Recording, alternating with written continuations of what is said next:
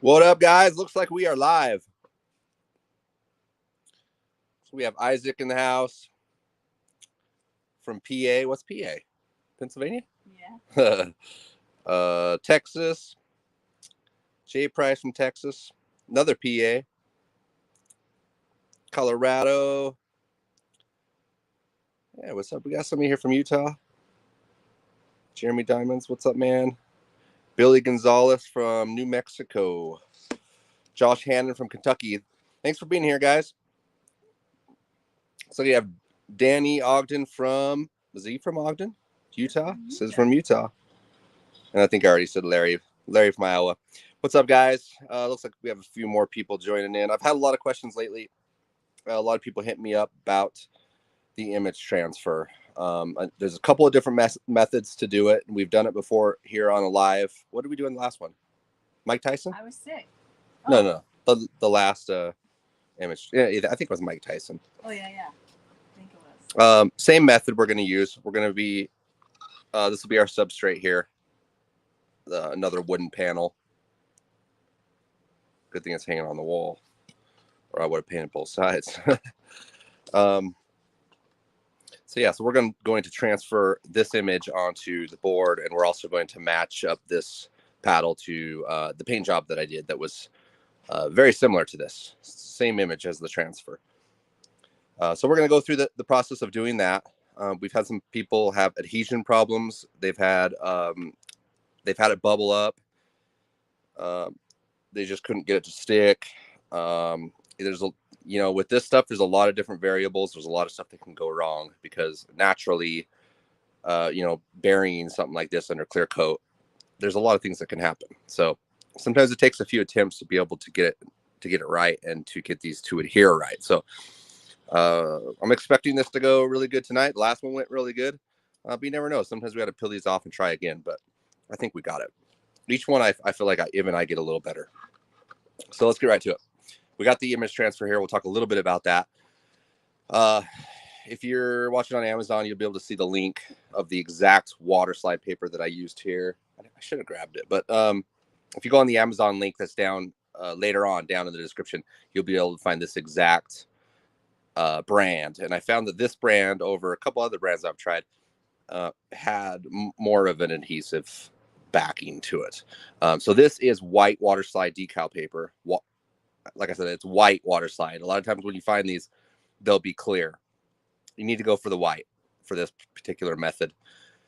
So this is just white water slide decal paper. It's printed on with an inkjet printer. If you try to use a laser printer or anything else like that, I'm pretty sure it's not going to work. The ink just not going to stick to it. So you need to use an inkjet printer, that's pretty much what every printer is. Like, it's just the cartridge style. So that's just printed directly onto the sheet. And what we'll do is we'll trim this out. We'll spray down what we need to spray down in order to protect this ink. And I'll kind of just show you the process of what I do to be able to get these to adhere properly.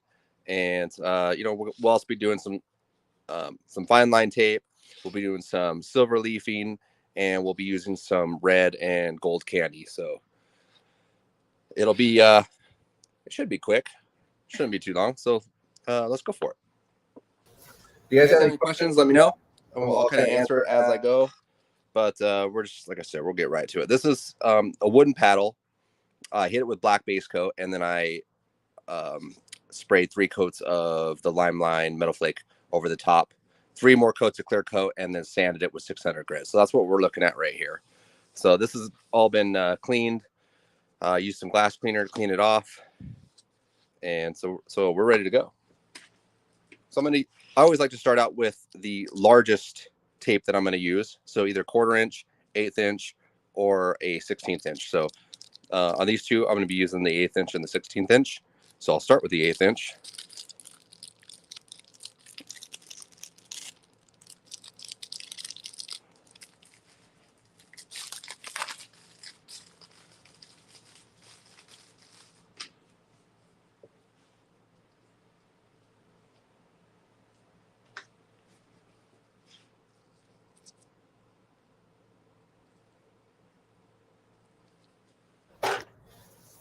Colby just said, how are the LiMELiNE candies coming along? They're coming along good. They the labeling's all ready to go. They're actually packing them and labeling them probably as we speak right now. So I'm expecting a couple of months. It's going to take a little bit to get here, but they're going to be all ready to go once they do. So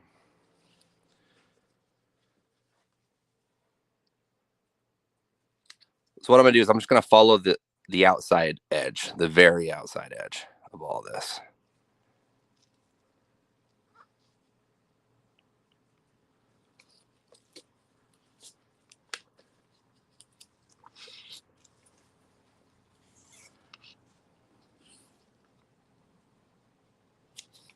When I lay down this tape, I'm looking at the negative space right here. Maybe a little closer. So I'm looking at this negative space right here. So I'm keeping my eye on that to try to keep that at about a 1/16 of an inch or so. So that's what I'm looking at. That's where my eyes are focused on.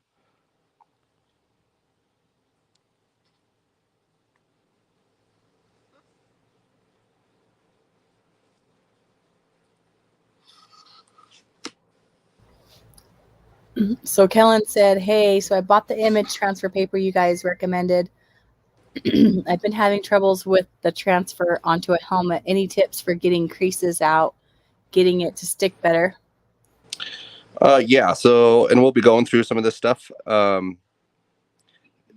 couple of tricks is you probably would want to use a heat gun to heat up that adhesive. I feel like a lot of people probably miss that step. You really got to heat it up a little bit to get that adhesive to kick. The other couple things would be you always want to apply your transfer to a smooth surface. If you try to apply it to like base coat or something that you applied, then you could have a problem with that because you're going to have some bit of a texture, which, trying to lay something smooth and really flat on something that has a little bit of a texture, you could have a problem. You want that transfer to like suck to it. Like you want it to be really smooth, and you'll see because we'll be doing it here really soon. That you'll see when we lay down that transfer, it's just going to want to really stick to that. Just not working with it too much. That's the other thing. A lot of times people work it too much, or even I've worked it too much, where the adhesive kind of just pushed it all out. And some of this will make more sense once we get going on it.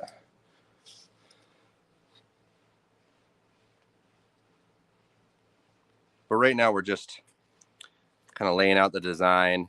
I know for a fact that the image transfer is going to go in the center. So he put it on a helmet, and he's saying it's creasy. So this is going to be a flat surface. So any tricks for putting? Yeah, it's going to be a little tougher. You can put the crease marks in it as well. I've done that. Like if you're taking it around a curved surface, you can take it and you can cut it and then cut like a wedge out of it. So that way those two meet. The more you have to do that, the more edges you're creating and the more possible problems you could have. I feel like helmets would be, if you don't want to go too big on the image transfer, you're not going to be able to wrap a whole helmet with an image water slide. You probably could, but you may have a lot of problems in the future, adhesion, bubbles and stuff like that. So try to stick to, just try to stick to flat surfaces or tops of tanks. That's what I do. I've never actually done an image transfer on a helmet, to be honest. If I was to do one, it would be a small transfer, some small diameter. That way it goes down and it doesn't cover like a big surface area.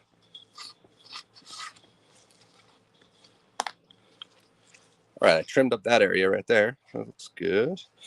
I'll go ahead and finish this off.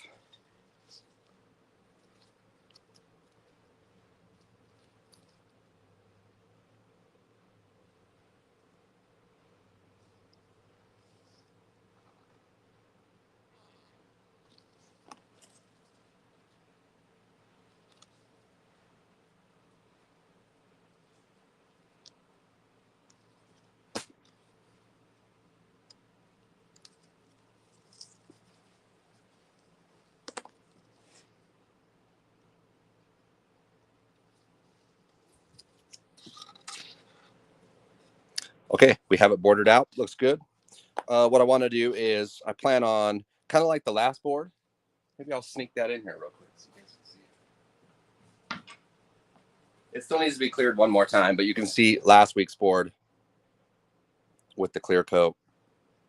You can see there's a lot of orange peel still in there. It needs to be coated one more time. So what I would do is just sand this down with either a sanding sponge or a 600 grit. Clear it one more time to get that orange peel a little bit out of there, and this thing's good to go.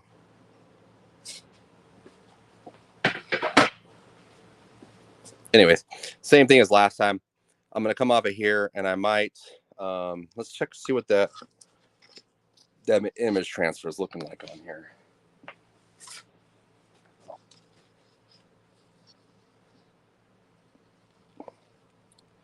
Okay, so we're going to have to trim it. So I know I want to do the silver leafing on here. What I'm probably going to do is... Speaking of leafing, someone has a question. They said he said he bought everything leafing available. He just wants to know what grit's better to use with the silver, copper, and the gold leaf. To spin it? Yeah. What grit is better on that? I prefer 5,000 grit. And if you have the LiMELiNE tool, that's what you're going to get. You're just going to get the 5,000 grit now.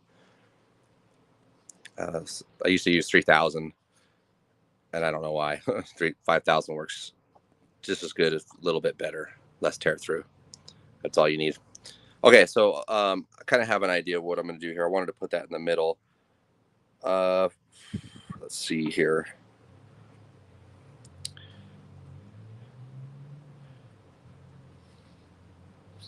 Just kind of thinking here for a second how the layout. I really want, I could send the lines, because I kind of like on this last board, I had about, an inch and a half right here strip, maybe an inch on both sides, but I don't want to lose all the sides of the image transfer here, because that would cut it down. Like, all we're getting is just the very center. So I may let's see, I might come like out of here is what I imagine, and up and around there to kind of frame it out, and then maybe do the bottom too. I don't know. Let's just do that. I think that'll look good. I wish this board was a little bit stubbier, because we're gonna have some dead space here and here, but that leaf will come up and around there. Black that out to blend in this image transfer. So I think we're good. I think that'll look great. So let's plan on that. We'll go ahead and let's see if we can do something here.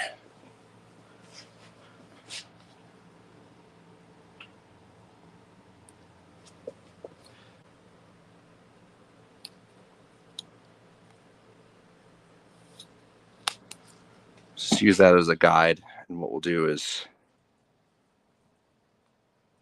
Someone on Amazon asked, can I use the sizing glue to help the transfer stick, or will it cause trouble? It's going to cause trouble.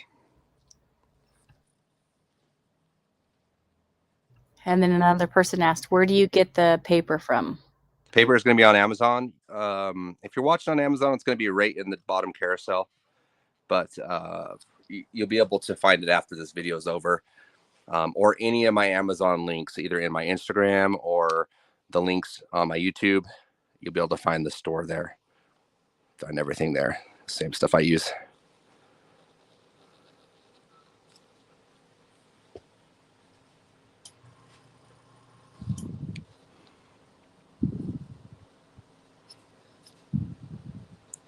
Okay, I'm not really liking that.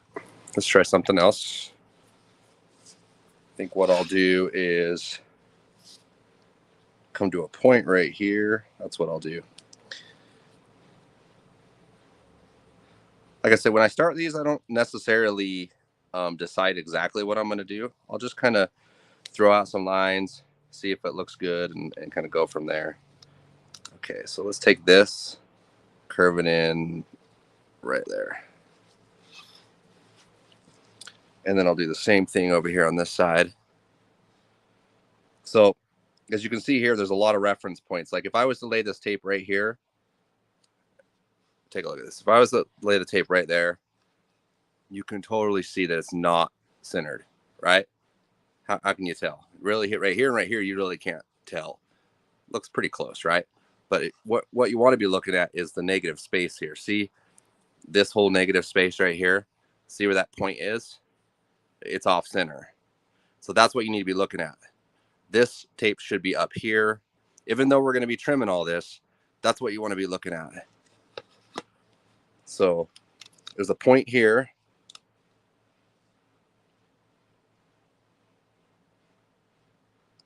And then just by moving the tape and hovering the tape on the top like this, we're able to get the right angle at it. So that point looks really dang close to that point, as you can see. That looks like it's in the center. And then we'll come and roll this around.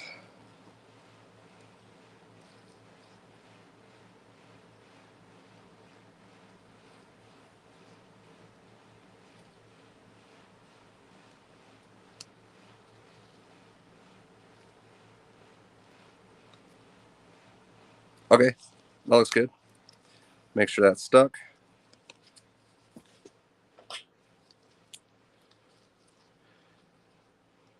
So we're going to trim right here, right on top of the tape in the center.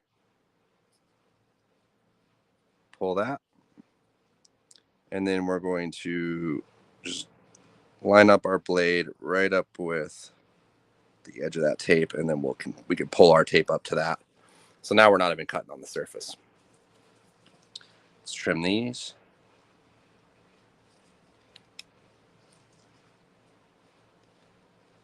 And then we'll move the tape that was guiding us to kind of make that in the center. That looks pretty close.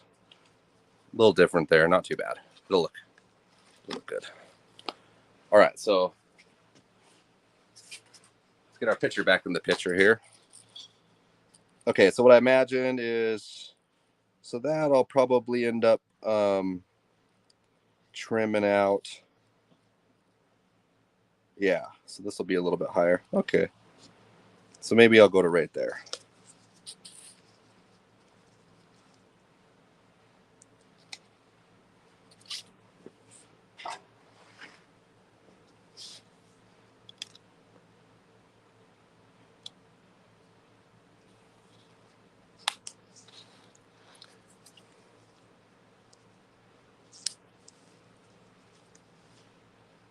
So I'm going to come right out of that edge right there.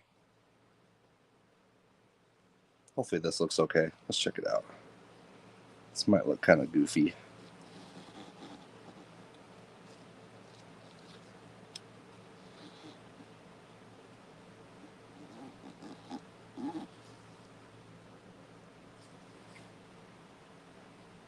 I like it. I like it, so I'm going to do it.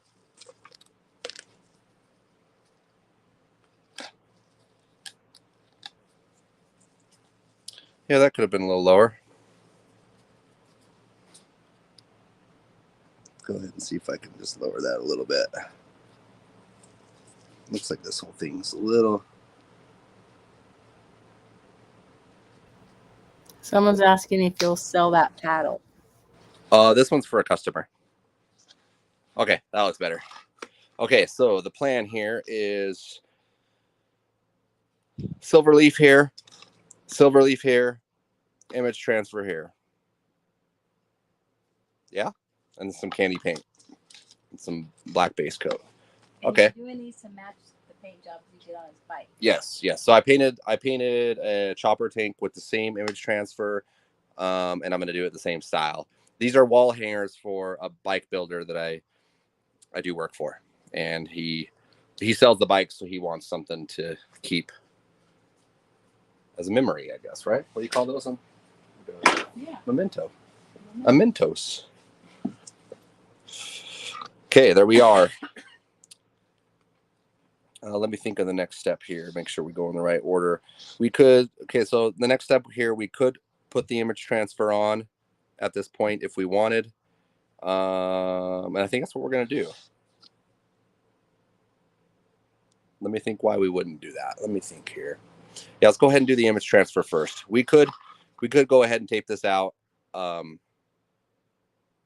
I don't see why we would do that. Let's go ahead and go straight to the image transfer because we're going to be getting things a little bit wet, and we don't want to really be messing with that with the leafing in the way. So let's do it. We'll set this right here.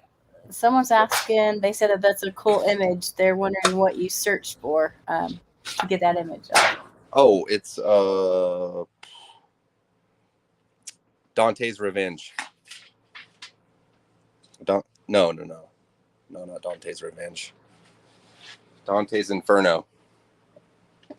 So yeah, search up Dante's Inferno. You'll be able to find it there somewhere.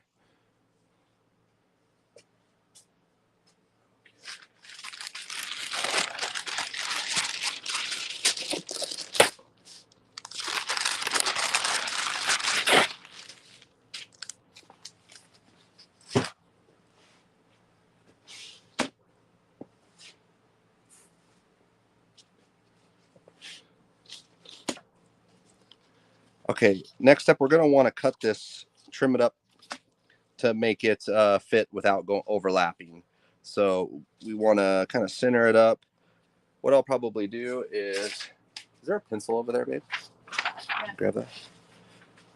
There you go.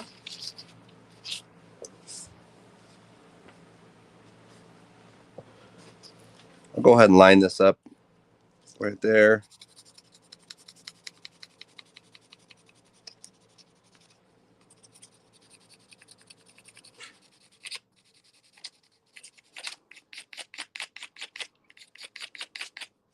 Whoops. Let's not let that thing move too far. Okay, so we just need to be able to get that inner edge right there.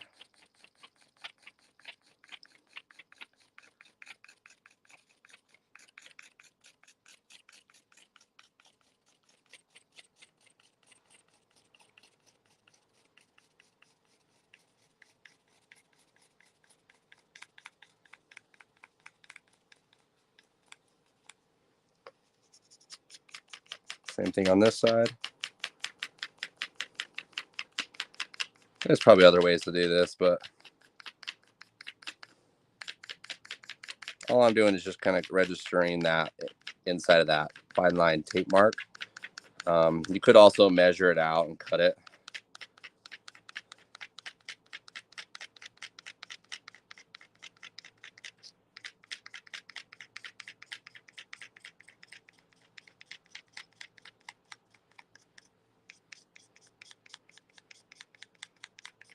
Okay, there's where the two. All right. So if we follow the inside of this line right here, we have basically the shape of that.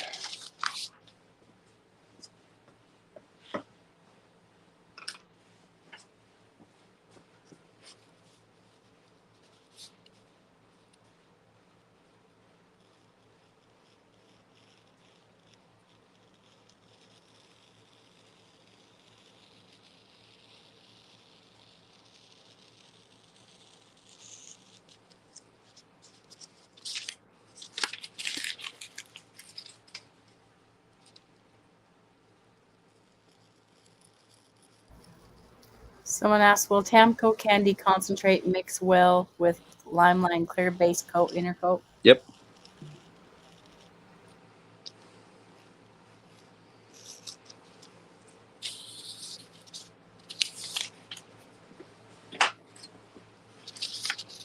Okay. One end is round. Why does that look square? Yeah, what happened there? Bottom. Oh.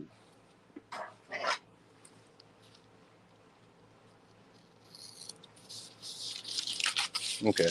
I cut my paper too.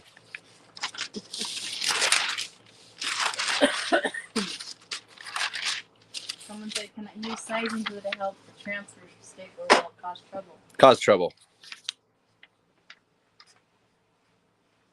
Definitely going to cause some trouble. Okay. So we got the image back here. We'll take this guy. We'll go ahead and let's see. Where's the center here? There's the center.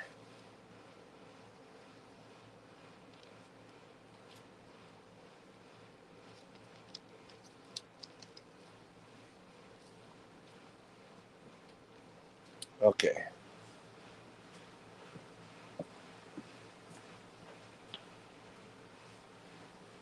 I'll grab a piece of tape and maybe tape this down so it don't move.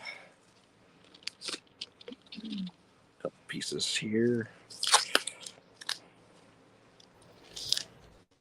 I have a question come in. Okay, you got a question? So someone says, regarding candy concentrates, I know you're supposed to mix with the inner coat of some sort.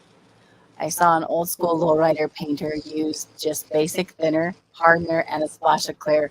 Is that kosher? He said it gave it body and didn't leave an edge. Just trying to wrap my head around it.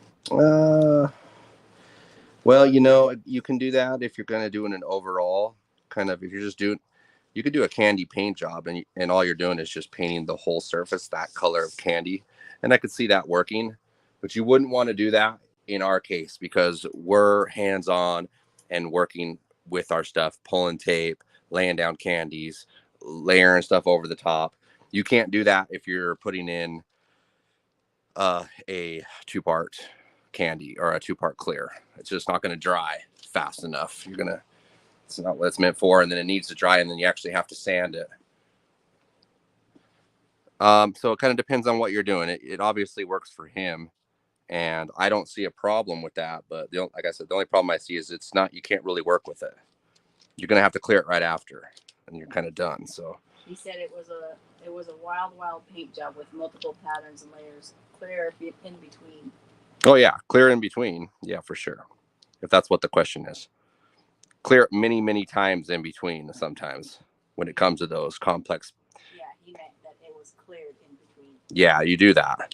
Yeah, you'll do one layer, you clear coat it. Let it set up, sand it down, some 600 grit. Don't sand it off. Just sand it down so it's smooth, and then it's ready for another more candy, more graphics, or more clear coat if you're done with it.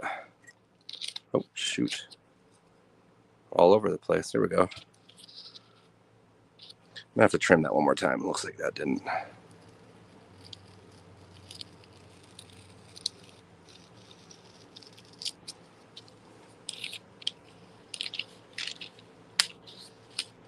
Okay.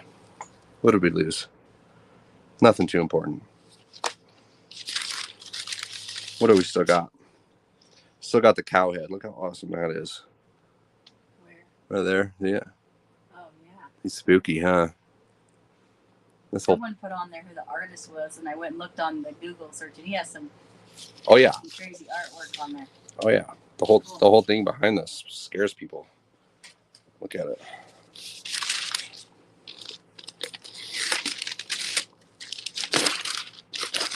Okay. So the reason why I had this paper, and now it's all cut up. That's not really. Let's get rid of this.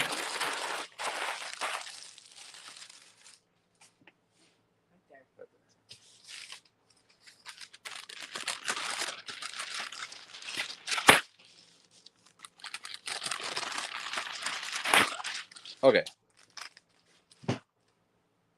Transfer.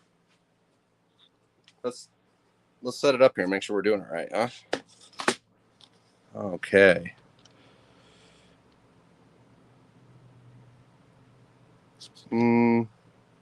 Okay, so this will shrink a little bit. I do want to make sure that it does not. You don't want it to wrap up over the tape. So I'm going to go ahead and trim this just a little bit more on these corners.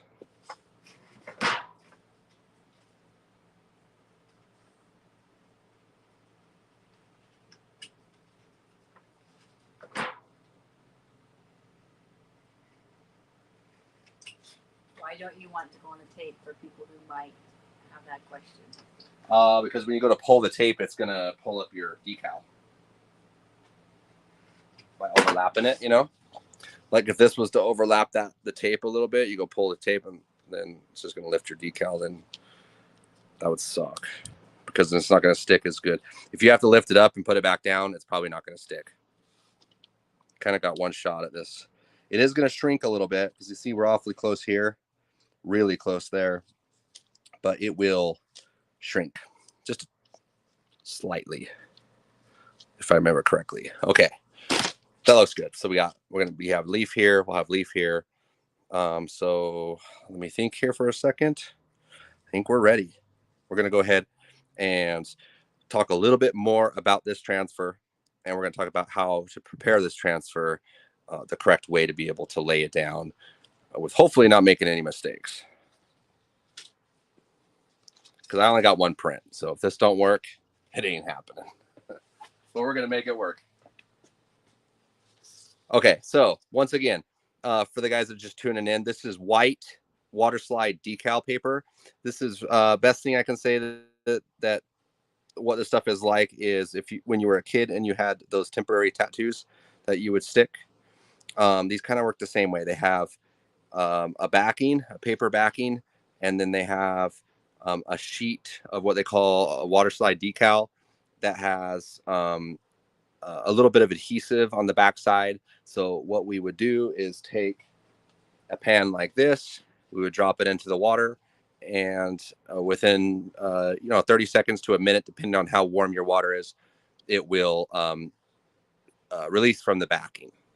So in between there is a little bit of adhesive, and that's what we're going to use to stick to the project. That being said, there's not a whole lot of adhesive, so there's certain things you got to do. You don't want to mess around too much. Once you put it down, you want to squeegee the water out and be done with it. The other thing is this. So I took the inkjet paper, put it in the water slide decal paper, put it in the inkjet printer, and printed this out. So you wouldn't be able to use a laser printer. As far as I know, you need to use an inkjet printer. But it is water-based ink. So if we were to fill this up with water, drop it in there, all that ink's just going to come right off. So that being said, we need to cover this with something that's going to protect it. So, most people think of, so maybe we can put clear coat on it. Well, clear coat's fine, but the problem is with clear coat, it takes a long time to dry. And it's going to create a thickness to it that you don't want. That's going to make this thing thicker than what you really want it. So I always use clear base coat.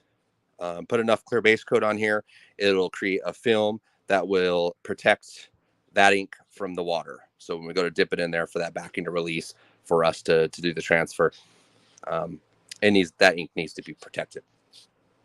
So that's why I have the paper laid out here, because you can do it. You can do it with an airbrush. I'm going to do it with a paint gun real quick, just right here. That way it'll be real quick and it will be done. But yeah, if you have just clear base coat in an airbrush, you could build it up enough slowly that would work fine as well.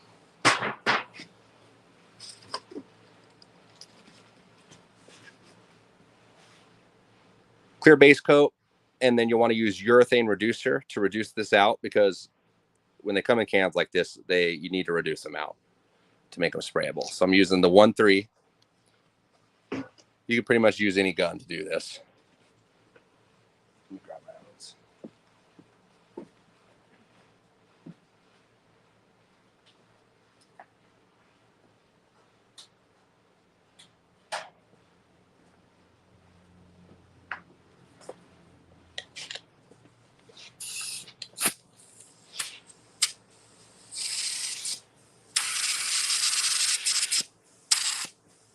Okay, we'll go ahead and maybe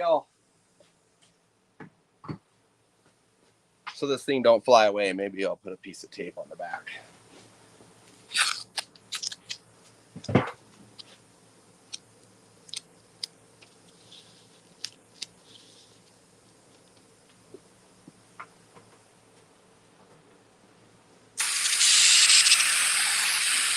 Okay, so here we go.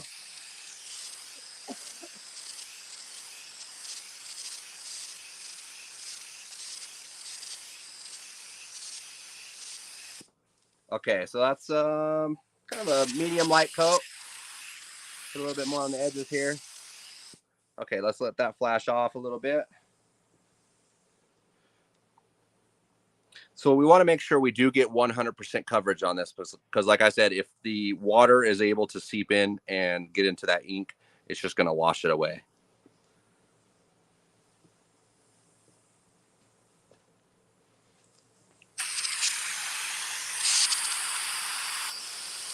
Give it a little bit of air, dry it off. I'll go.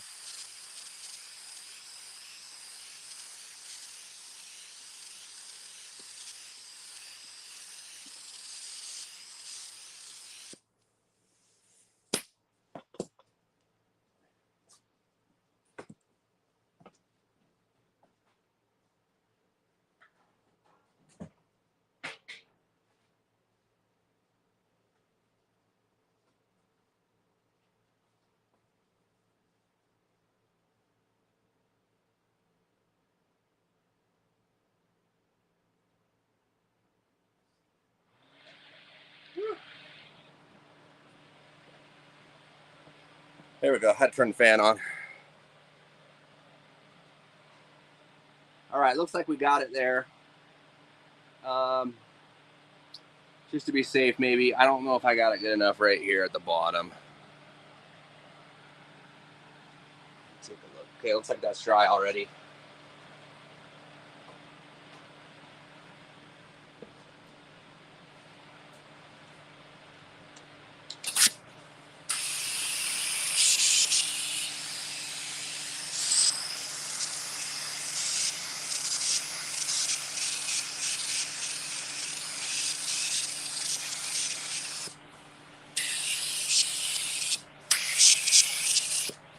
All right. There we go.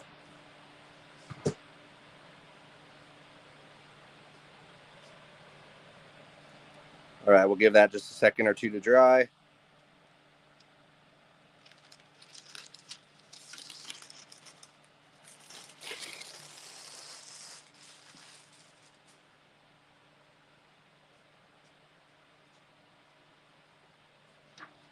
Okay, so we all know what this thing is. Got some water here. It was a little bit warm when I first got it, but it's probably pretty much room temperature. I suggest having warm water, but not super hot, because if it's really hot, I feel like it can mess up the glue and maybe, I don't know, do some weird stuff to the glue, but warm water.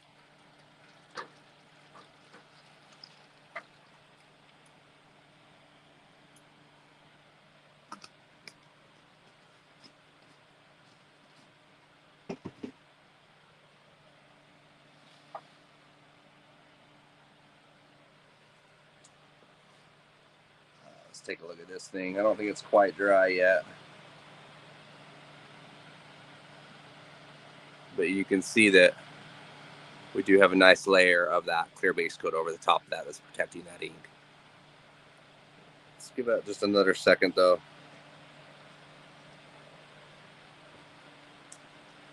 In fact, here, let's speed it up a little bit. I have a heat gun here. We'll be using this heat gun later as well.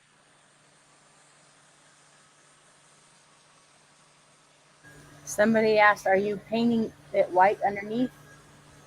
No, that's a different method.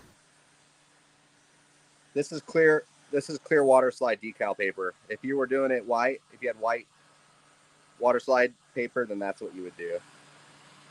Either that or coat the image with white.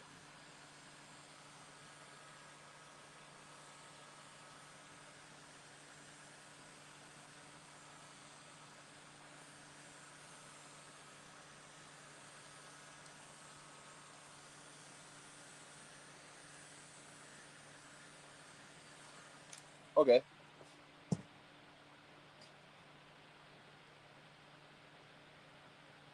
Yeah, we're all set up there. Let's get our board back here and we'll double check to make sure we're lined up good.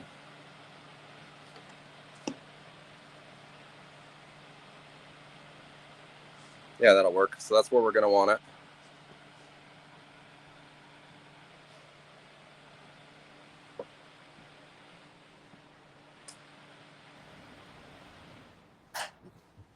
Someone said at the beginning of the video, you said it was white water slide decal paper. Yeah. But now you said it's so is it clear or white? No, did I say it was clear? No, I'm spraying clear base coat over white water slide decal paper. I don't know. I may have said it wrong. This is white water slide decal paper, just printed right on the top. clear base coat over the top of this, over top of the ink. Yeah? Makes sense? Okay, I think we're good.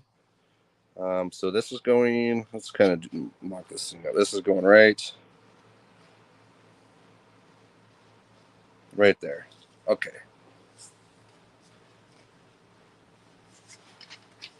I'm going to go ahead and use a bit of glass cleaner on our board here to make sure there's no debris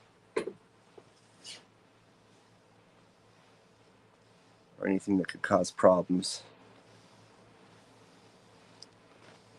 Once again, you want to apply this to a surface that's really smooth.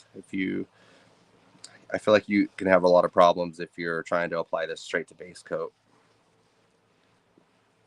But maybe not. I do. Okay. Here we go. Ready to go?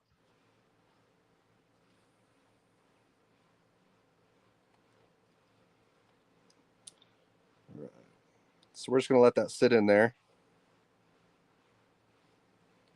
until it releases from the backing. It's okay to curl up? Yeah. It will uncurl. I'll kind of help it. The warmer the water, the faster this actually happens. But you can see right there, the backing's already starting to come loose. Is the base coat 100% dry? On that, that I sprayed on that, yes.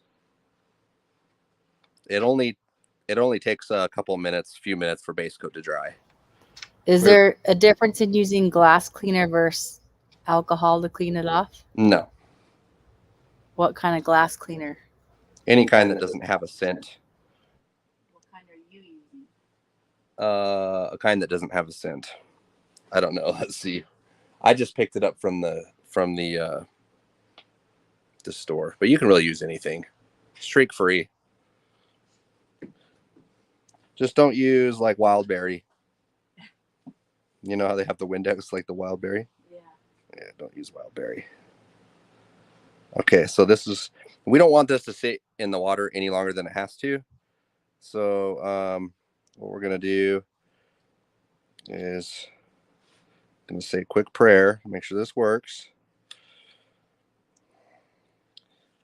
Let's let that come off a little bit more. Maybe I'll even flip this around.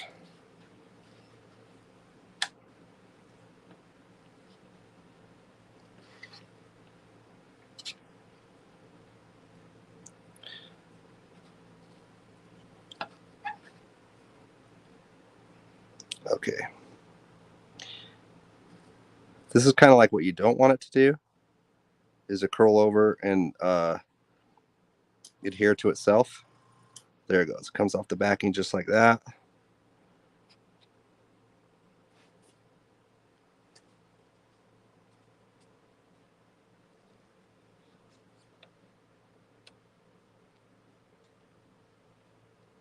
Let's try that again. Let's get it a little bit closer to the center.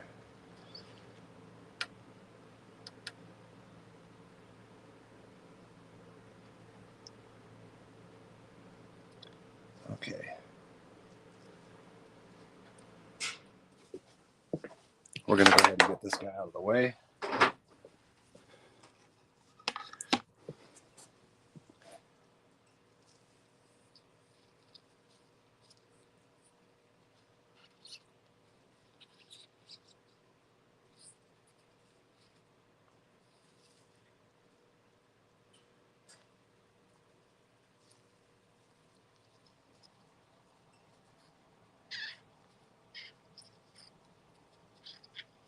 I can hear the crickets.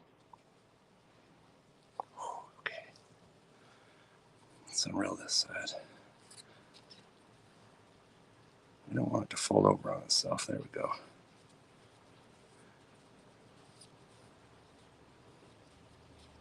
Let's get those edges up. Hold on. There we go. Okay. There we go. Not going to mess with the edges too much because we do need to get the water out of the center first. One thing, if you start with the edges and start going crazy, you're going to push all that glue out. You really want that glue to stay underneath that that image. Let's fold it over here a little bit right here. We're going to take care of that.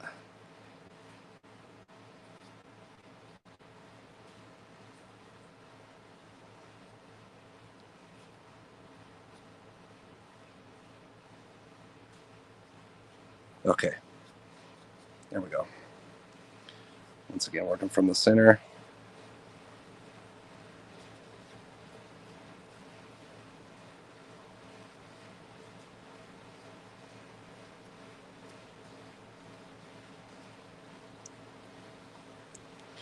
Once you start getting the water out, especially off the center, you really don't want to shift it around too much.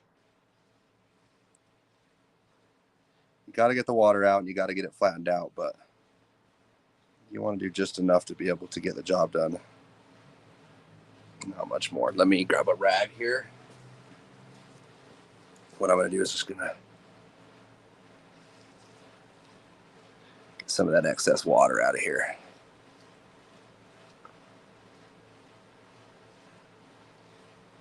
Someone said they use a little squeegee. Yeah. Yep. That's a great idea.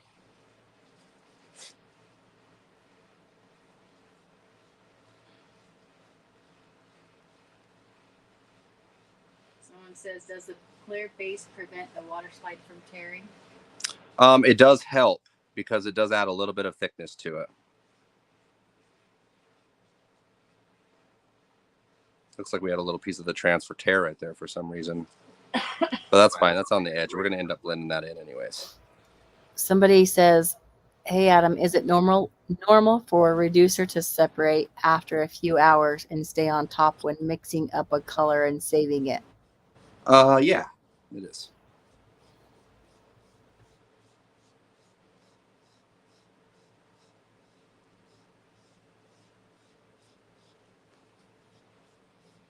Okay, this is feeling pretty flat.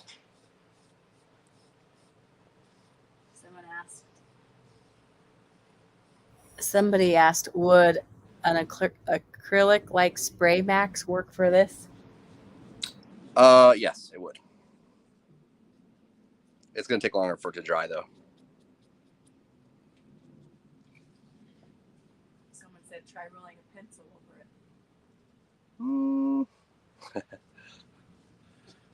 Maybe. I think I just about got it, though. I do got quite a bit of water under there, but I might just start drying it off a little bit with the heat gun. Like I said, you don't want to. You see right here, I'm starting to push some of the glue out, and that's naturally going to happen a little bit, but you need that there. Okay, so I have just a Milwaukee heat gun. I'm not going to turn it all the way up, but enough to maybe, what does it say here, 400 degrees. Put a little bit of heat to this thing. Looks like I got a little bit of debris that was right there. Like something was in between.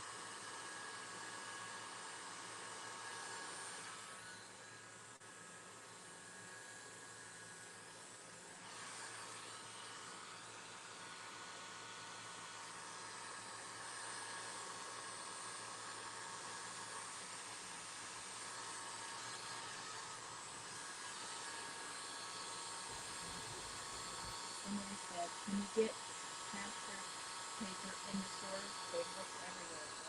Now, weird thing is maybe either on Walmart or Amazon.com. And even finding the white's going to be even harder. Even if you do find if you find it, it's probably going to be the clear.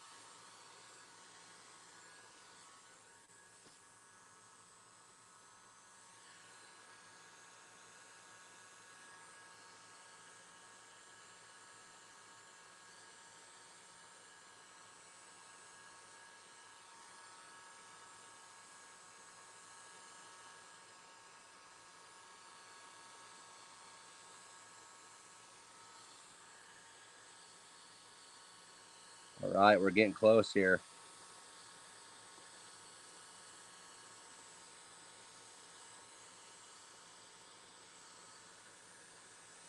Getting that adhesive all warmed up. Still pretty wet down in this corner here.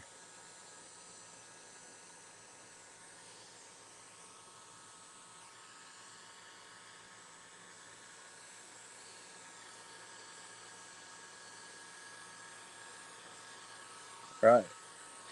Yeah, it looks pretty flat.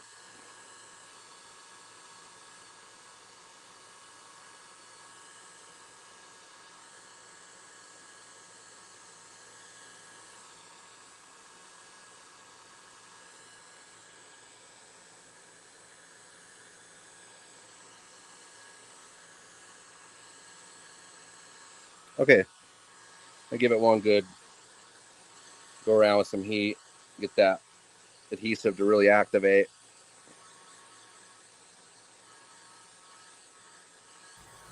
Someone said that people just think the image transfers on paint work is just blows people's minds.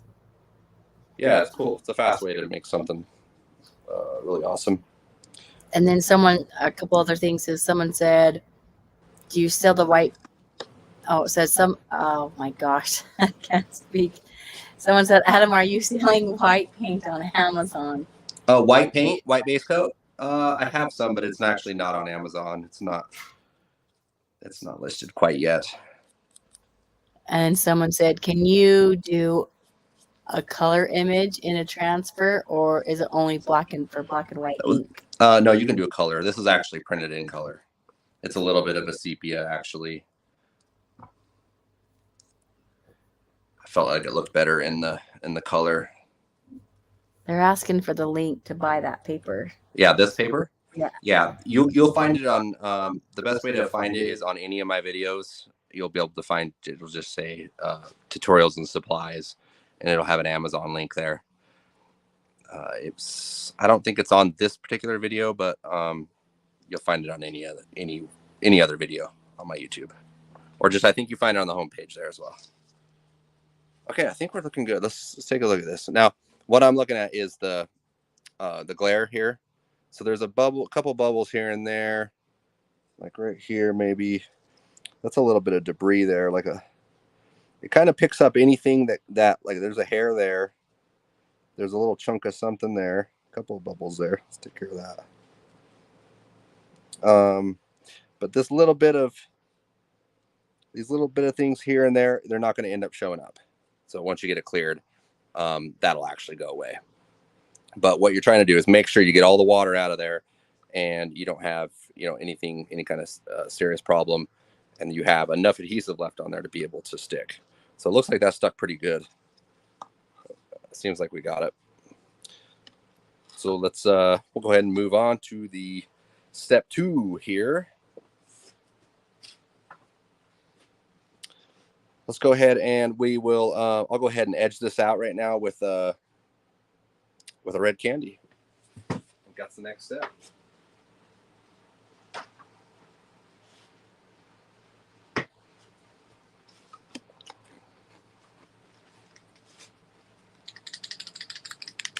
So I have some red candy already mixed up in here. Basically, this is candy concentrate with lime. This has the LiMELiNE clear base coat, but any clear base coat or inner coat clear is going to work. And then you need to thin it out with urethane reducer to make it sprayable. But you can see how rich and how vibrant the candy colors are compared to like a regular pigmented color.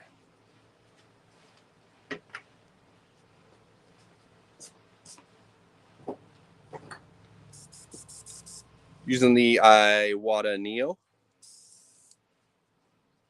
brand new from last week. Where did I put that reducer? Oh, right there.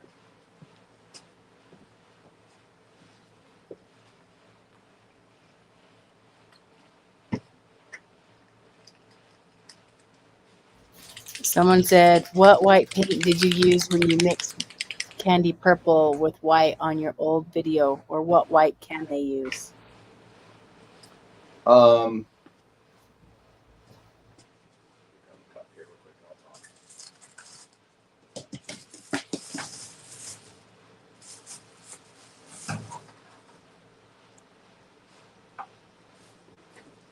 You can use any clear or white base coat, just any white base coat, just not like spray paint or anything like that. Where's here? And someone asked, is that one of your candies? Yes, it is.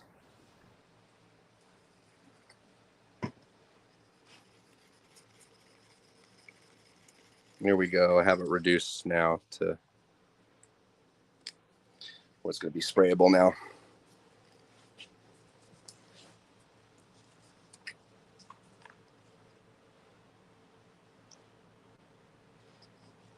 Oh. Oh. Oh. Move it, move it, move it. Oh. Now it's really Dante's Inferno. Oh, man. The red is everywhere. I haven't had a spill for a while, huh? No. You saved it. That would have been terrible. Okay. No harm done. Yet. I got my glow stuck in there. Here, don't leak anywhere on or something. Yeah, I may need to make this a little bit darker. You know what? I should actually be hitting this with black first. I apologize. We at least have the red all mixed up. Well, kind of. Let's grab some black. Someone said, I hate when that happens. And good thing you have gloves on.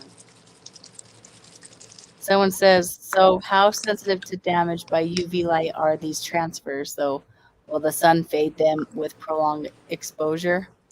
Yeah, you got to make sure that you take care of them. You don't want to make sure you have enough clear coat on top. If you don't have anything, like if you just try to leave it like this, it would fade within like probably days. With image transfers, you got to know that they're a different kind of paint job. You got to take care of them. So I wouldn't leave it out in the sun. If it was on my chopper tank and I did have it out like somewhere, I'd probably make a cover for it or something to where when you're stopped, you can just cover the tank up, at least cover the image up. Someone asked, will the 2K clear coat protect that from UV? Yeah, it will help. Yeah, definitely. That's what's going to be its only line of defense, really. And then the ink itself not going to have any defense against the UVs. And then someone said, are you using waterborne or urethane? I'm using urethane paints right here. LiMELiNE. I'm using LiMELiNE black base coat right now.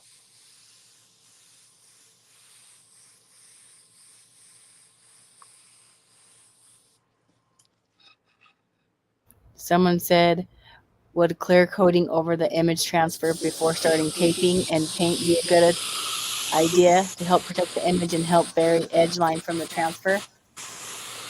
Oh, you could do it that way. Is it better? I don't know. I think I'm doing it the better way, but oh, I don't know. No, I'd do it this way. Doesn't mean it's not going to work though, and it doesn't mean it might not be better.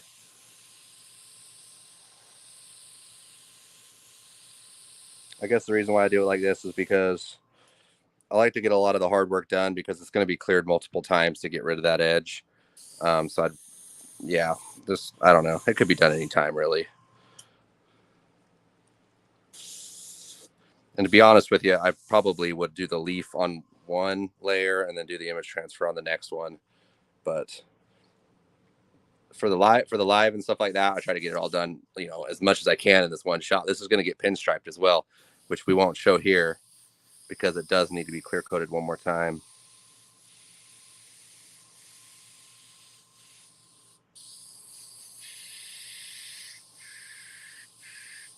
You want to turn that fan on again, babe, because this is gonna. I actually got to fill this all the way in. So I'm going to fill this all the way in, but I'm still going to kind of just blend out from the edges.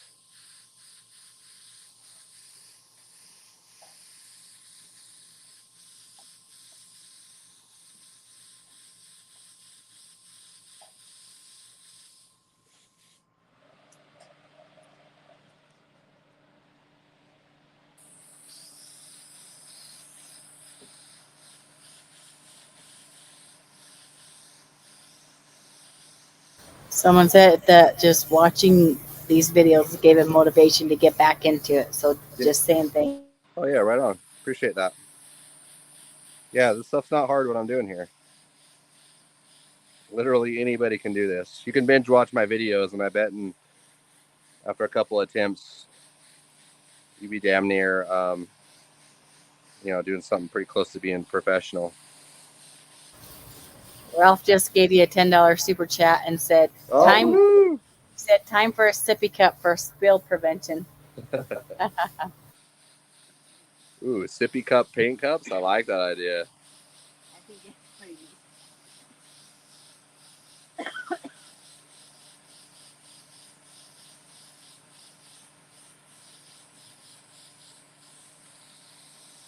So I want to fill that all the way with black because this image is going to come out from there. I'm going to do a little bit of an effect on the next round of clear coat on this, but it needs to be clear coated. But we're going to get most of the way through this, so you're going to be able to figure out how to do this on your own.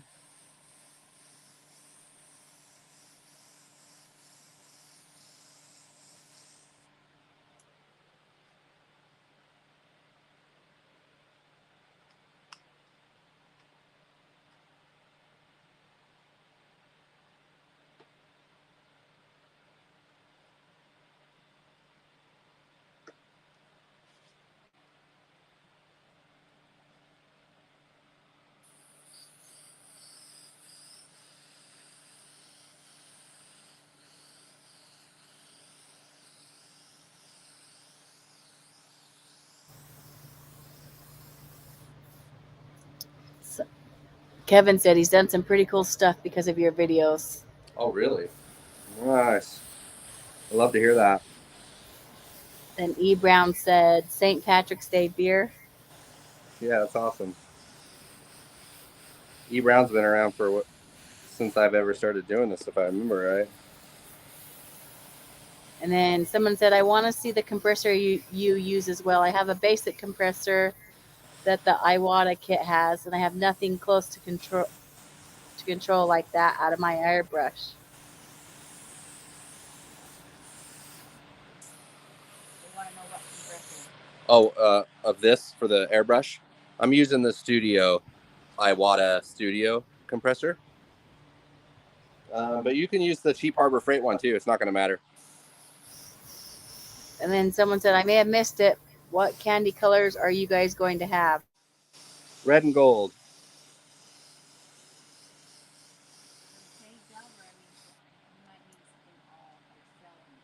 Oh, I thought you meant in this one. I think I don't. Oh, in this one's red and gold. Clarify, Larry. What? Well, we might as well just tell them because it's just two questions. LiMELiNE candy is going to be offered in gold, red, and blue. And then off of those three colors, you can mix your purple, you can mix your orange, you can mix your green, and you can mix your brown. And you can mix a bunch of other slightly different shades as well. Thousands of combinations, actually. But yeah, that's really all you need. Being a painter, using candies for most of my career, I've never really bought orange candy, and I've never really bought green candy because as long as you're loaded up with those three primary candy colors, red, yellow, blue, you got the other ones. You just got to know how to mix it.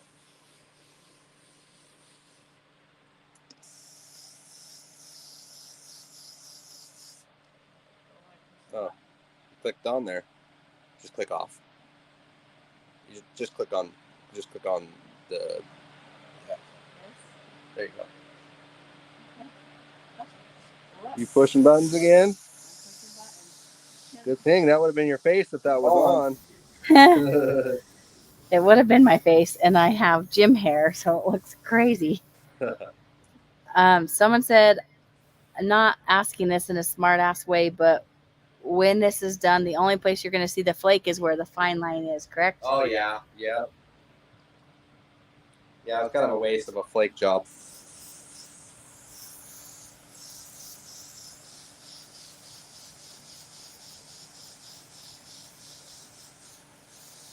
And black that all the way out. That way, when we come back after it's clear, you can still see the edge a little bit. Right here. It's kind of disappeared. There you go. Once the clear coat bridges over that, what we do is we come back in with the black after it's been clear coated and sanded, and we work those edges again to get them to blend in. But so far so good. That's looking really good. The image transfer looks like it's sticking pretty good. Got a good blend around there. Yes, if the candies are going to be concentrate. Yes, the candies are concentrate.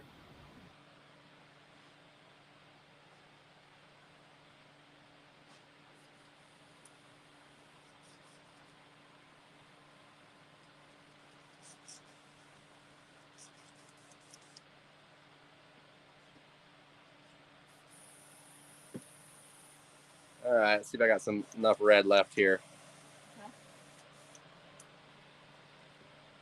Always making a mess.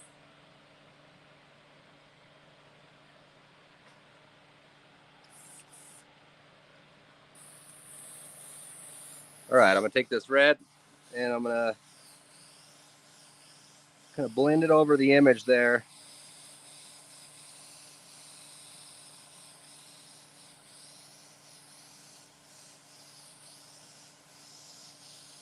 No reason to go over here because I don't have any nothing's going to be exposed there. That'll end up being silver leaf. We'll do that here in just a second. But we do want to edge this out. Like, once again, this is a transparent candy, so the color that I'm spraying on here is see-through. All we're doing is just adding a dye of candy paint over the top of the image there. Darken this up a little bit, get that red a little more rich.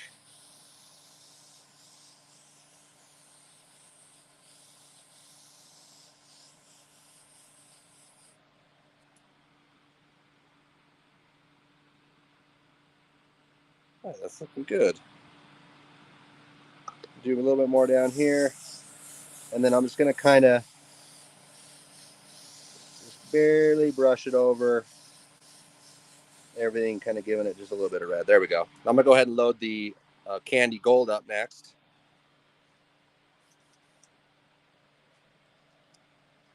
Once again, this is in concentrate form,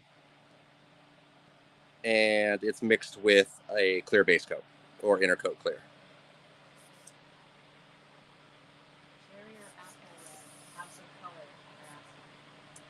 What, this one? Yeah. This would be very similar to apple red, but it is this will be the LiMELiNE brand.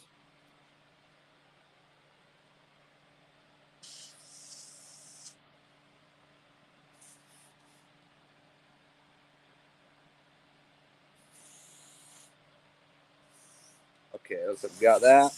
I'm gonna put a little bit more reducer in here.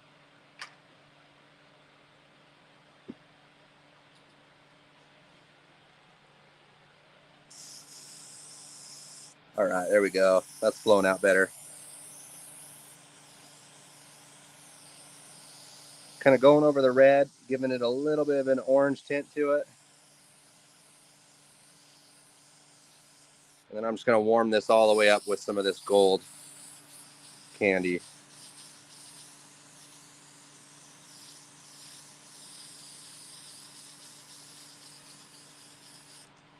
All right.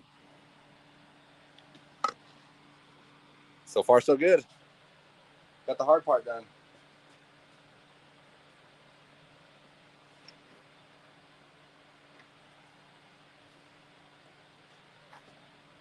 All right, who's ready to move on to some silver leafing? So the plan is to do silver leafing in this area and this area right here. What I'll do is I'm going to mask this off, and we'll lay out the glue, and I'll kind of show you how that all goes. Now, we don't want to tape on top of our image. That would be very, very bad news, because I have a feeling that this tape is a lot more sticky than what that adhesive is. So probably not a good idea. So we'll use some masking paper around there. Goatmaster just said thanks for the education, that he's learned a lot, and now he's got a paint booth in his garage. He's doing side jobs. Oh, awesome. And then someone said coming soon, red concentrate. Yep. Red, gold, and blue. And then someone said you could call it Candy Atom Red. Better yet, Candy Ashley Red. And then someone said, do you know how much the candies are going to be? Cost? How much they're going to be? How much they're going to run for? Cost? Oh, they're going to be very competitive, I guess. I don't know. I haven't actually run the numbers yet. I'm just trying to keep it as... definitely going to be free shipping. If you're buying on Amazon, it's definitely going to be free shipping. And then someone said, are you going to carry more shapes? They see helmets and half tanks, but didn't see anything else. Yes, got some new stuff in the works, some stuff that's pretty cool. I'm really hoping it works out. But yeah, I've met somebody that's a machinist. He's working on some other paintable products, like mini tanks that are about, like, I don't know, this big or so, 11 inches, that will be paintable. Something either to practice on and to display. We're just trying to figure out how to keep the price down. It's kind of a lot of work in order to do those. All right, so we do not, like I said, we don't want it to tape to the image transfer itself. So let's grab some. Someone said, what's the temperature in the shop right now? Right now? Up here it's probably about 70 degrees. It feels good, huh? Yeah. It's warm today. While I was at work, I could take it off, so it felt nice. Somebody said, the tinfoil you did is amazing. They said, you're a skilled man to pull it off. It's hard to do. Oh, yeah. And then someone said, what size are the candy concentrates going to be? 8 ounces? I think they're 6 ounces is what they are. No, he's right. He knows better than me. They're 8 ounces. He knows better than me. I don't know nothing. Oh my gosh, sorry for coughing.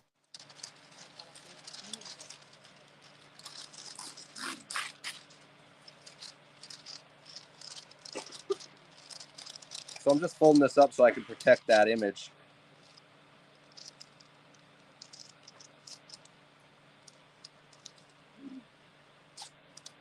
Protecting the image from the overspray from the glue.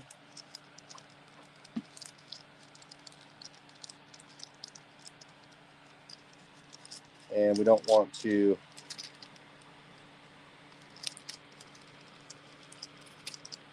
disturb that at all with any kind of tape or anything, even if it has been cleared. Like, say you clear it, you wait a day or so, I still wouldn't stick anything to the image transfer itself. I would wait minimum a week or so to let that clear really harden up.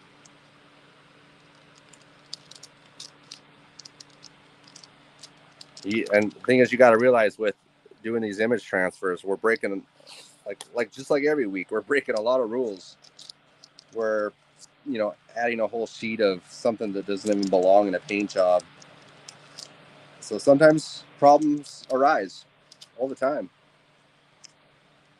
The image transfer might not stick, or you might spill paint. Who knows?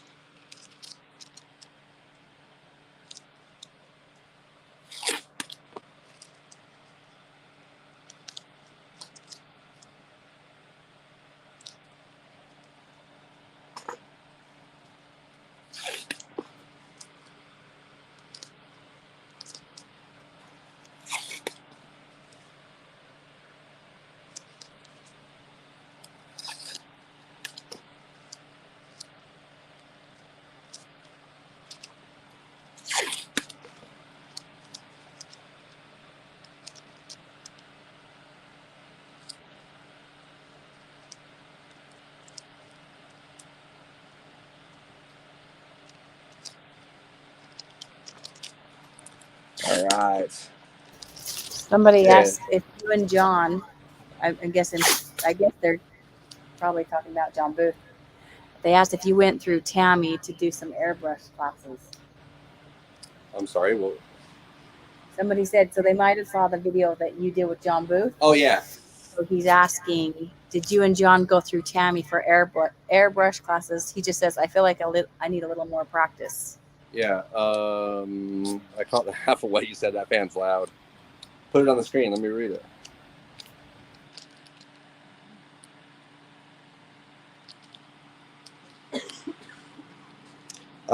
We didn't go to Tammy's for airbrush class. We've both been airbrushing for a lot longer than that. I've been doing this for 20 years.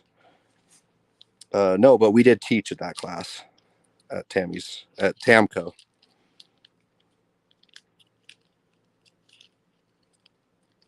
I'm going to ask what tape brand you're using right now.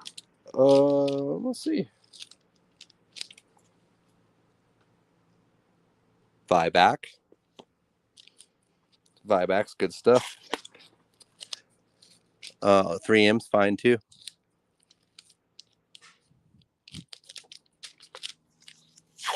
Somebody asked, does mixing the candy with clear base stop it from bleeding? No. No. No, the only thing that's going to stop it from bleeding is like, no. Well, you're a nurse. You dummy. Pressure. A tourniquet? You can tell I'm a nurse with that answer. Yeah, that's what I said. Well, I can't remember the answer now. That was so dumb. Just kidding. Does mixing the candy with clear base stop it from bleeding? Not really, no. Really, what you got to do is clear coat it with 2K clear coat, and then if you're gonna do more graphics, sand it down and do more clear coat on top of that. But yeah, be really careful. Like once you get done, like candy painting something, and you hit it with clear coat really fast, you could make it bleed and shift all over the place. Everybody's gonna do it. If you just start painting and you got something painted, first or second thing, you're probably going to end up, when you clear it, you're going to bleed your paint. And then you learn the hard way, but you'll learn. Okay. We got it? Looks like it. Make sure we got this in the picture there. Okay. Let's mix up some leafing glue. The guy said that he lives 15 minutes away from John. He's too busy to teach. He didn't know if there was any places that taught airbrush or if it was self-taught. Yeah, there's you just check on Instagram. There's events you can find every once in a while, the hands-on.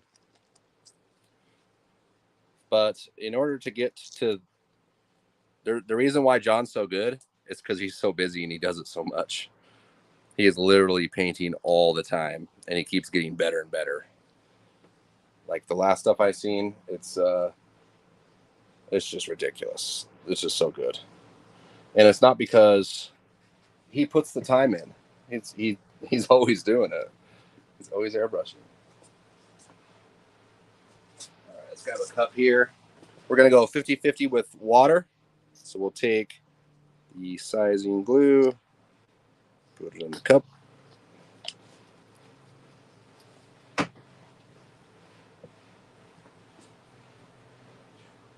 We got water somewhere?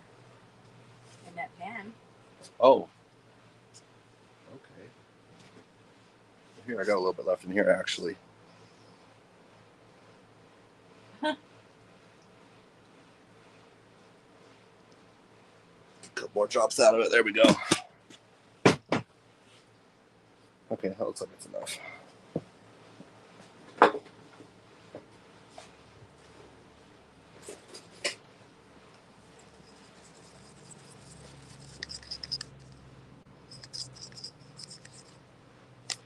Looks good.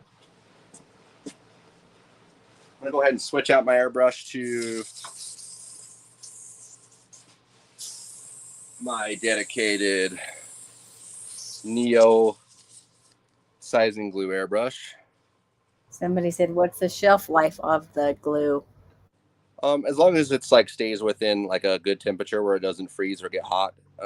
It's supposed to last 5 years, but I haven't had it for 5 years to know if that's true. But I think we've had a bottle for 2 years. Still good. Okay, load up the airbrush. Make sure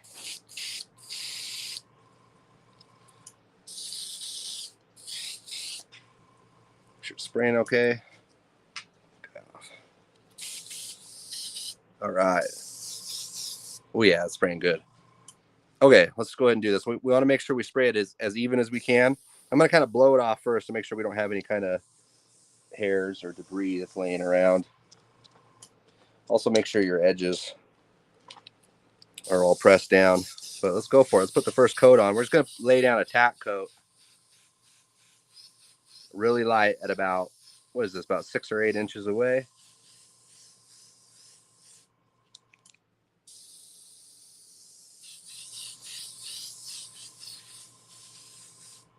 Okay, we'll let that set up just for just a couple 20 seconds or so. When you spray it on real light like that, it dries super fast, and that's kind of what you want. You want to get enough of the glue on there sprayed on lightly to where it doesn't really beat up or anything. And I know we've been over and have shown the leaf a lot, but I still get a lot of questions about it because you can do a lot of stuff to mess this up. Like, for instance, maybe you're not laying your leaf down on a smooth surface, or maybe you're applying too much glue at once, or maybe you're not applying your glue evenly, so it's causing bubbles and air pockets. Maybe you're applying, like I said, too much to where it beads up and it creates a texture, which is not a good look. And you could not burnish it enough. You could not spin it right. There's a lot of things you can do to make it look not good. But follow these steps and it's pretty easy to do.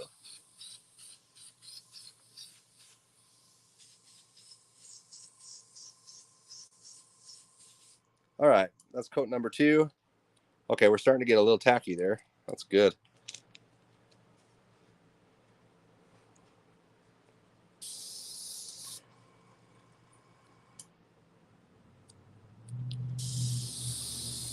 Okay, we'll go with another one. Like I said, when you spray it light, it's good to go. Pretty quick, just a matter of seconds.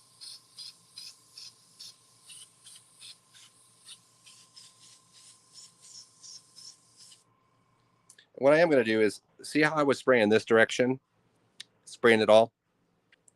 Well, guaranteed that when I sprayed this, I missed this whole edge right here because I'd never really had it pointed in this direction. And that's another big mistake is like, oh yeah, my edge got all jagged right here. As well, it's because I was spraying this way, and it's just enough to not spray into that edge. So we don't have enough glue probably here, all here. I'm sure we have enough here, and I'm sure we have enough here. But it's just one thing you need to think about.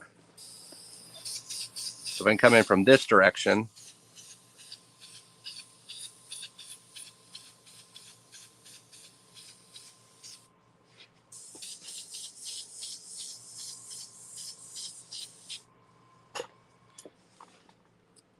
and then I'll give it one more going this way.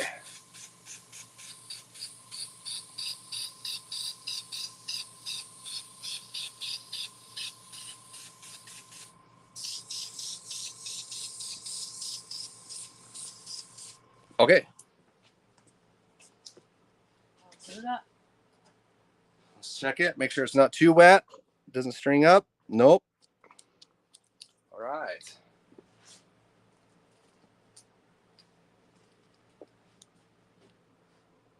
Silver metal. Silver, I say metal flake? Yeah. Silver leafing. I don't know what I'm talking about today.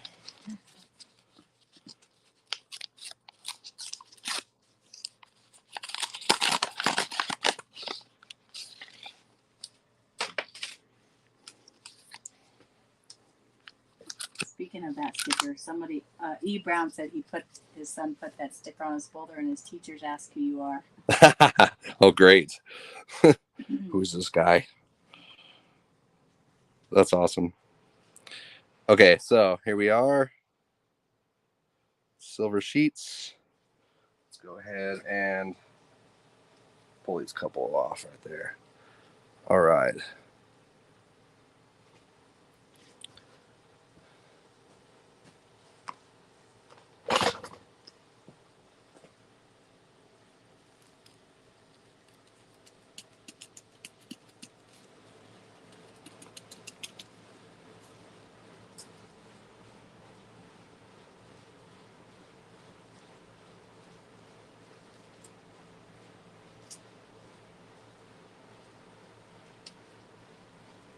Whoa, we just grabbed the sheet on that one. Let's try this again.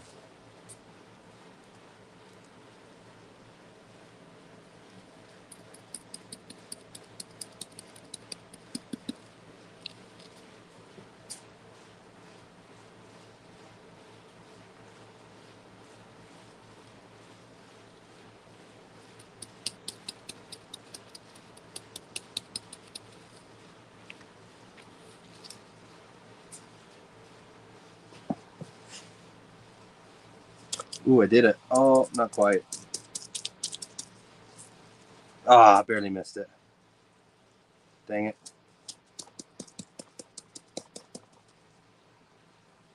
Waste another sheet right here. Okay.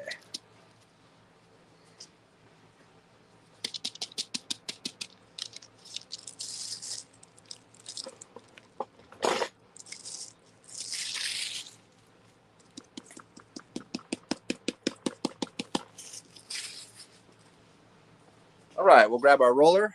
What we'll do is we'll just give this a rolling. That way we can ensure good contact between the glue and that the silver leaf.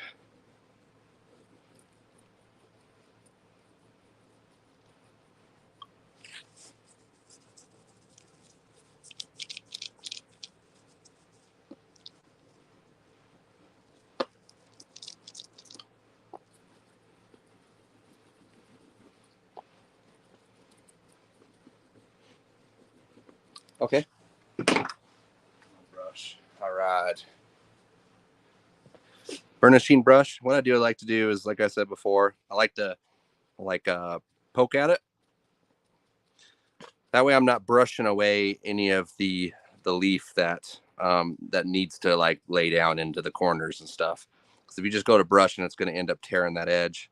So if you just go straight down on it just like that, that seems to make a cleaner edge. Let's get this a little closer here.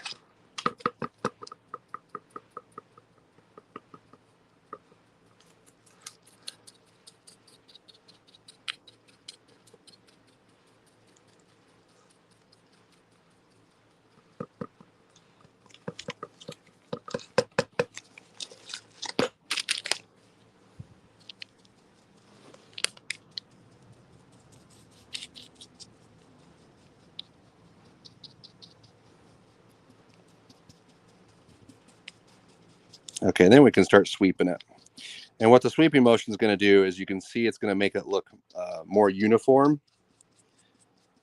And it's just going to kind of clean and brush off everything that doesn't have or is sticking to any kind of adhesive.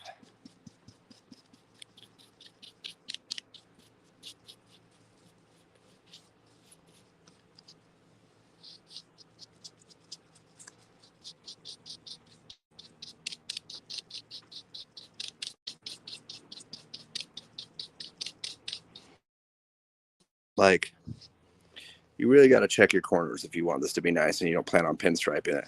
You can see on this edge right here. Do it again because it kind of cut out. Did it? See, you can see that edge, how it kind of is not all the way down. So let's get the brush in there.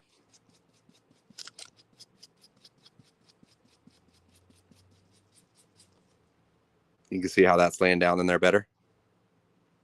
Yeah, that's what you got to do.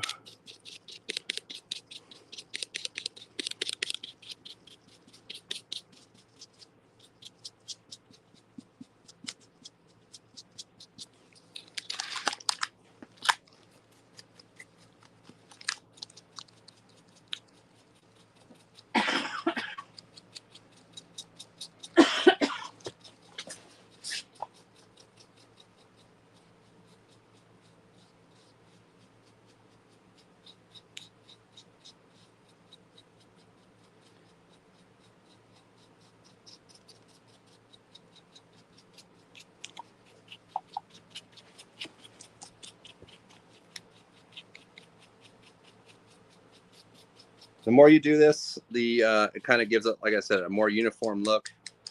It makes the seams go away. Someone asked if you're going to candy the leaf. Did I candy? I don't think I candied the leaf on this one, so no. That would look great, though. I love the way that spun leafing looks candied over. It looks amazing. It's like one of my favorite paint jobs I've done is the purple candy over top of this spun silver. Swampy gave you a $5 super chat and said, thanks for taking the time to teach this stuff. Yeah, thanks, Swampy. I appreciate you. He's been here since probably day one, too. He said he's going to paint his bike when he gets back from vacation, and he says, thanks, Sensei. That's how you say it. Whatever Karate Kid calls his thing. Sensei, right? Oh, yeah. I was thinking Splinter, though, off of Ninja Turtles. Oh, they say that, too? Or they call him Master. Master, probably. I don't know. Okay, it looks like that's good. There was a little bit of a wrinkle in the wood right here. So it did cause a little bit of a blemish right there. But it's going to look good. Someone said we need to do a video, I think he means on the candy flake. Or, Lord, I'm doing what yours said, on the candy.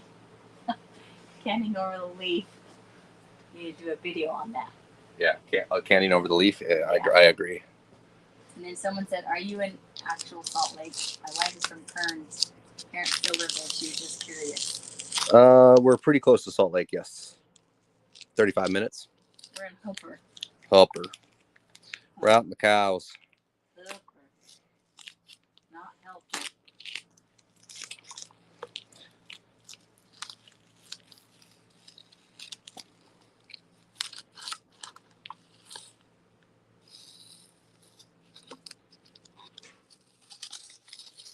Let's pull this off and make sure we don't have any problems.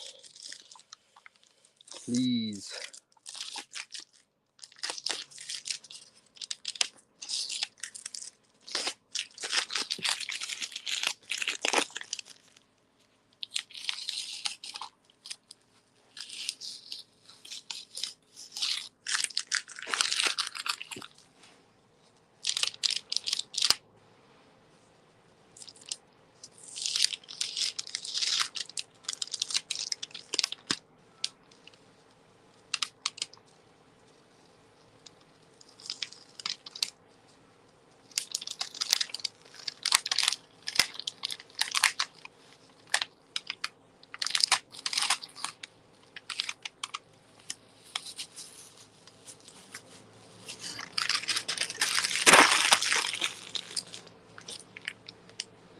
Looks like I may have touched the tape right to this edge right here.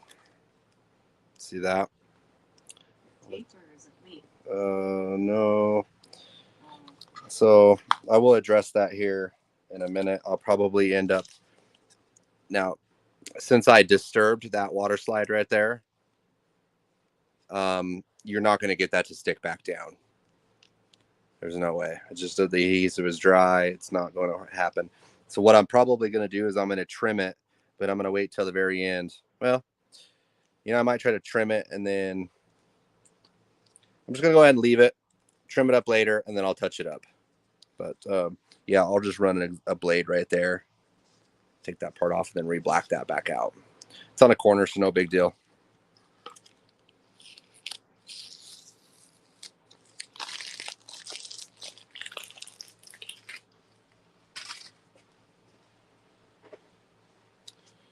In fact, I'm just gonna do it right now. Someone said put a bullet hole.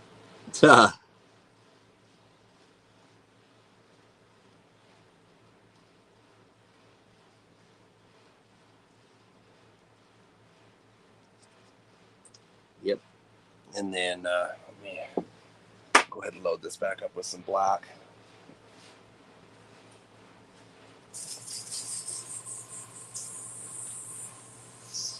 Spray it on your side. That's tricky.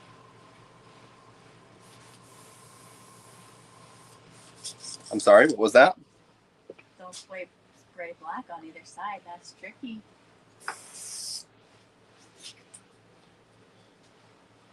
Let me grab let's see, a piece of paper here.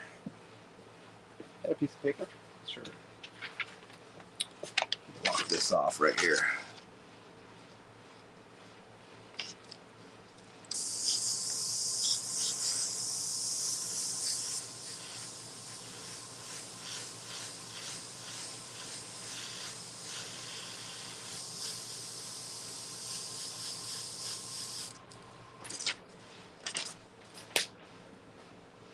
All right.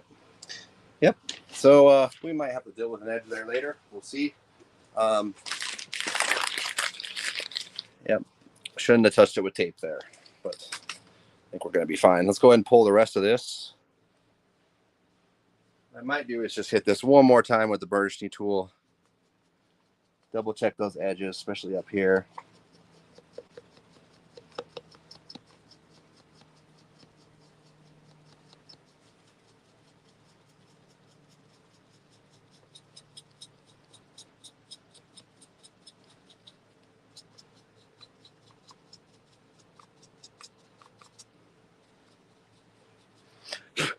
Okay.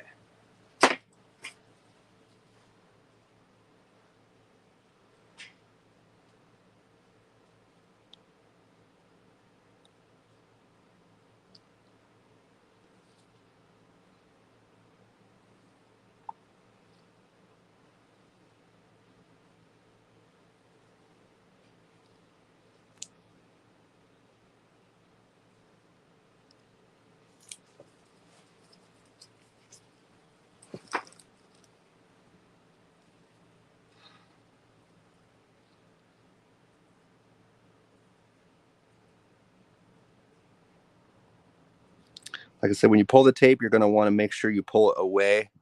Instead of pulling it this way, pull it this way. You're going to get a cleaner edge.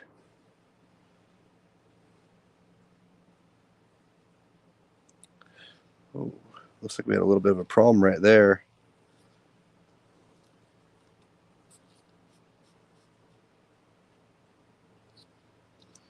Let me go ahead and hold up on that for a second. It looks like it started to peel that paint up just a little bit right there. Let me hold up. Let me get this from the other direction. If you ever see paint, what probably happened is I oversaturated it right there with a lot of black base coat. Kind of wasn't paying too much of attention. If you lay down too much paint, it really gives it a better chance of peeling. So the lighter coats you can do, the better off you are. That usually doesn't happen to me, but every once in a while I will get paint that kind of peels up.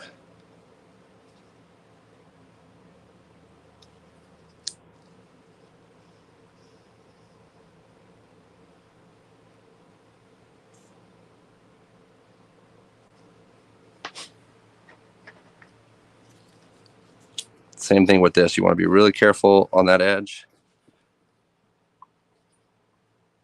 Let's see, I'll go ahead and cut that there.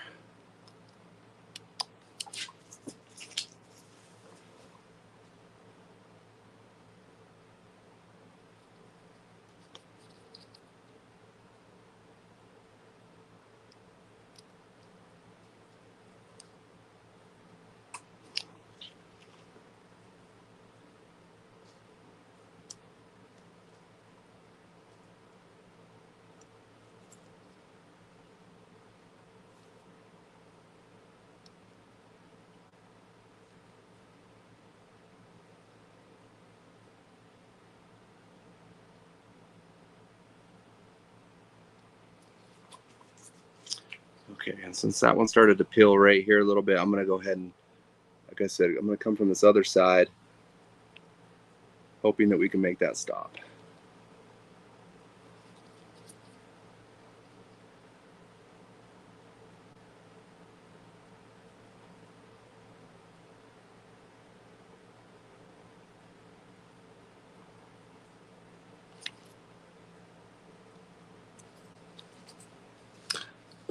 Yep, see a little jagged right there? We'll be able to fix that up in round 2 and be able to take care of that problem.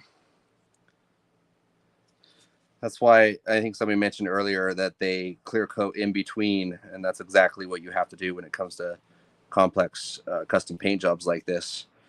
I mean, even the last paddle, it was clear coated, but it still needs to be sanded down and needs one more round of clear coat. And then before we clear coat that, I'll fix up certain areas that need it, like obviously that area I can fix that up afterwards, and also right here where we had that problem where I sucked the tape. Most likely we're going to have a little bit of an issue there, but we'll be able to take care of it. Jeremy from South Ogden said that he chatted with you at Autorama. So he said, thanks for taking the time and answering his questions. Yeah, appreciate that. Yeah.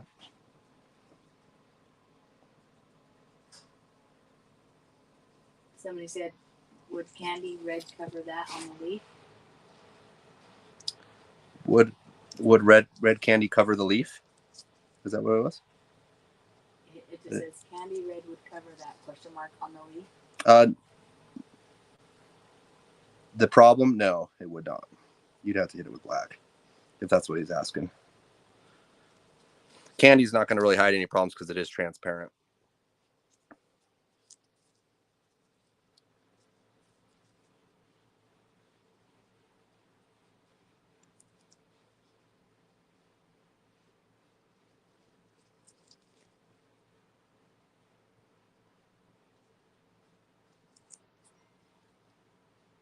Okay, there we go. All right. Yep, just that one little area right there where we Steven's still not adhering that great. So when I go to clear coat this, since there is a little bit of a problem there, looks like it's adhered everywhere else, but just where that's pulled. When I clear coat that at first, I'm going to dust it on and make sure that builds up over, and I'm not blowing it in this way. But I feel confident that I'm going to be able to take care of that problem. Okay, let's go ahead and spin this thing.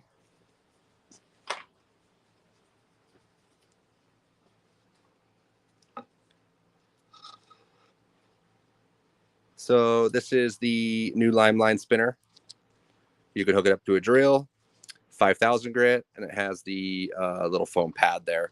We did make some adjustments to this particular tool. I feel like we made it a little better. But let's give it a shot here.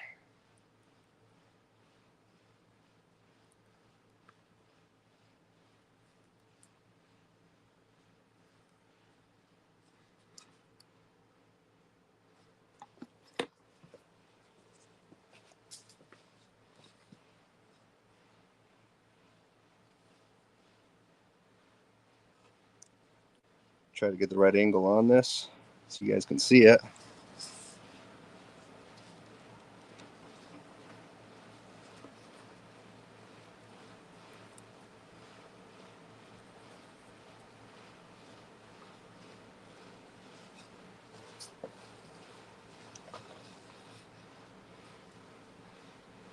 Yep, it's working. Once again, we'll just do a 40% overlap. Somebody asked when that tool is available, the new one. This tool, it's available. It's going to be, if you buy the green one, you're going to end up getting this one. And then somebody on Amazon asked, is there any other effect technique other than spinning that you can use? Yes, and in the coming weeks, we're actually going to play around with a couple of ideas as far as doing like maybe a basket weave, maybe experimenting on a few different things. And then someone said, why would you need a drill to spin? You really don't. Some people say it polishes it up. They say you can get it really even, and it kind of gives it a polish. I've never really had luck doing that. Ooh. I tore a little bit of the leaf right there. Let's see if I can get some leaf in there to fix that.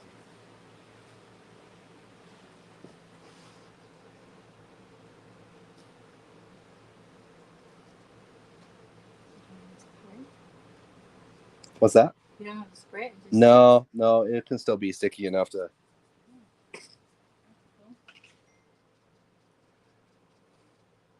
It can. If you're lucky. You said the spinner has sold out on LiMELiNE for a minute. Yeah, it sometimes it is sold out, but no, it should be back in stock as of the current moment.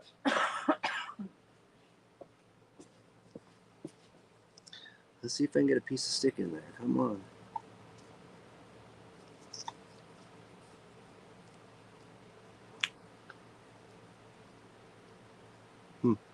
Oh, you're right. It's not happening. I'm going to have to repair that little section. Sometimes it just doesn't, it's just not perfect, you know? I must have hit it with the edge or something like that, but that's weird. It just kind of took a chunk out of that. But I'll repair that on the next go around, but I'm going to go ahead and finish spinning that.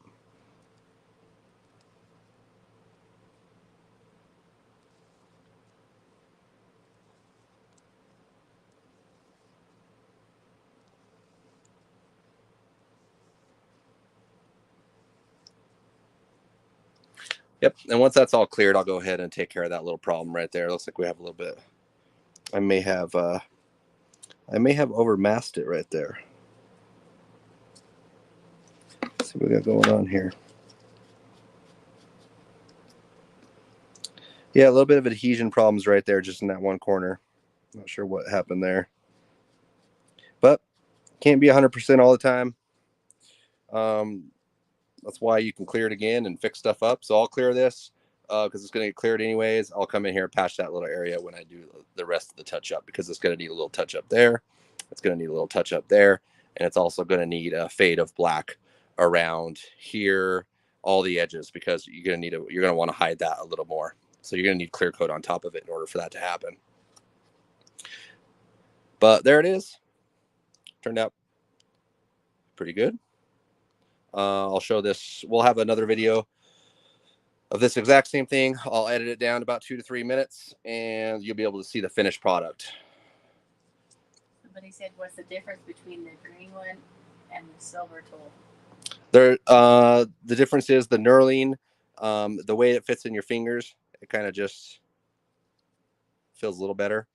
And we did make the pad a little thinner. With the old version, it was, let me grab it right here, actually. With the old version, it had the thicker pad, and when you went to spin it, it kind of could get oblong, and you could see how it just doesn't stay in place. So when testing, we tried a thinner pad, and it just seemed like overall it was a better spin, because once this flexes, it just seems a little sloppy. This tightened things up quite a bit. But if you do have this version, the green one, don't even worry about it. Don't even sweat. You don't need the new one. You'll be just fine. These are very, very minor things we're changing. But there it is. Anybody have any other questions? They can chime in real quick. Other than that, I think we're just about ready to head out of here.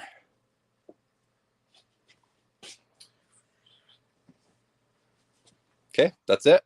Someone said, how many pads do you get with the spinner tool? You get 2 5,000 grit pads, which will last you a really long time.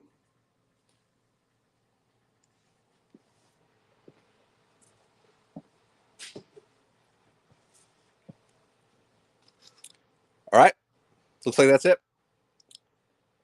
Thanks again, everybody, for joining in. We will see you. We'll be on next Thursday, right? Yep. Just like every Thursday. Yep. So we'll see you next time. Hit me up on Instagram. Hit me up on YouTube. Let me know what you want me to paint next. I don't have any ideas for next week, so throw something out. I'll see if I can make it happen. But thanks again. See you guys next week.